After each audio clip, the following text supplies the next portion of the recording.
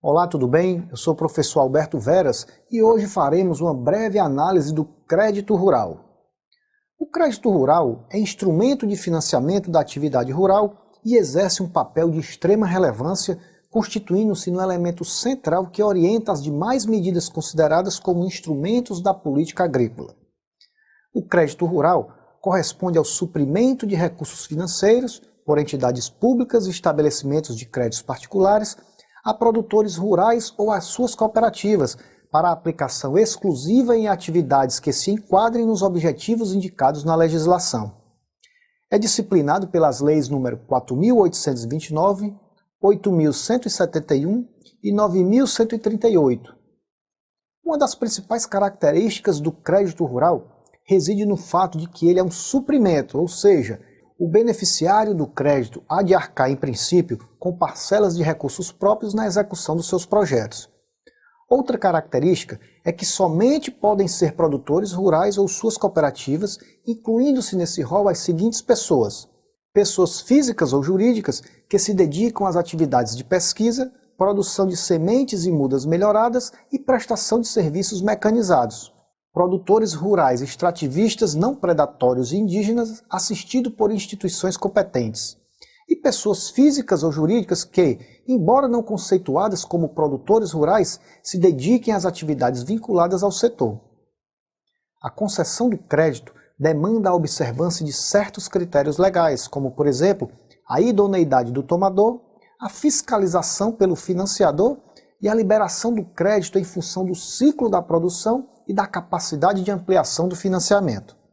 São objetivos gerais do crédito rural os seguintes: estimular os investimentos rurais para a agroindústria, favorecer o custeio oportuno e adequado da profissão, do extrativismo não predatório e da comercialização de produtos agropecuários, incentivar a introdução de métodos racionais no sistema de produção, visando ao aumento da produtividade e à adequada conservação ambiental, propiciar, por meio de crédito fundiário, a aquisição e regularização de terras pelos pequenos produtores, poceiros e arrendatários e trabalhadores rurais, desenvolver atividades florestais e pesqueiras, apoiar a substituição do sistema de pecuária extensivo pelo sistema de pecuária intensivo e estimular o desenvolvimento do sistema orgânico de produção agropecuária. Prioritariamente, o crédito rural tem como objetivos estimular o incremento ordenado dos investimentos rurais, favorecer o custeio da produção e a comercialização dos produtos, possibilitar o fortalecimento econômico dos produtores rurais e incentivar a absorção de métodos racionais de produção. Como se dividem as atividades que podem ser financiadas pelo crédito rural, professor? Essa é uma boa pergunta. As atividades agrícolas a serem financiadas pelo crédito rural, ou seja, as que são possíveis de linha de crédito, são divididas em custeio, investimento, comercialização e industrialização de produtos agropecuários. O custeio se refere à cobertura das despesas normais de um ou mais períodos de produção. O investimento é destinado à formação de capital. A comercialização visa a facilitar aos produtores rurais a colocação dos seus produtos no mercado. Por fim, a industrialização ou beneficiamento de produtos agropecuários financia despesas com mão de obra, manutenção e conservação do equipamento, armazenamento, seguro, impostos, fretes e outros encargos admitidos.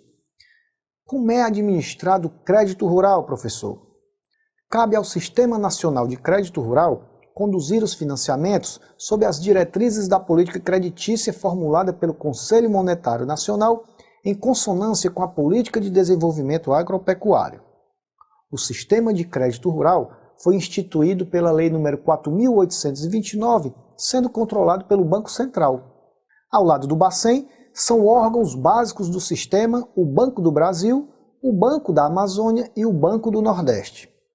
São órgãos vinculados, entre outros, o BNDES, as agências de fomentos, bancos estaduais, bancos privados, a Caixa Econômica e cooperativas autorizadas a operar em crédito rural e as sociedades de crédito, financiamento e investimento.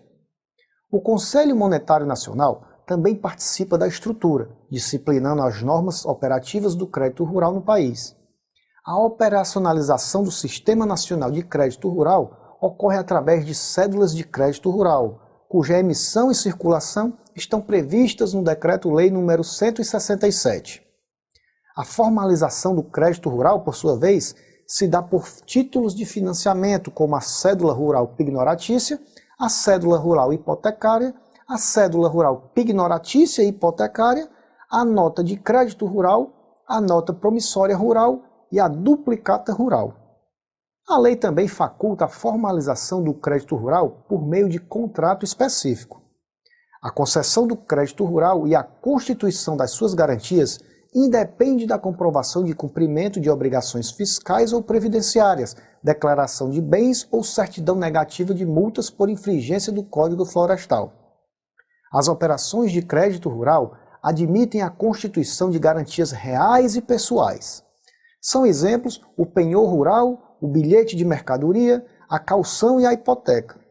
Encerramos por aqui a nossa aula de hoje. Este tema é bastante complexo, então não deixe de examinar a legislação citada e o material didático disponibilizado em sua área do aluno. O conhecimento é o maior poder que o ser humano possui. O que você realmente aprende, você não esquece. Até logo e bons estudos!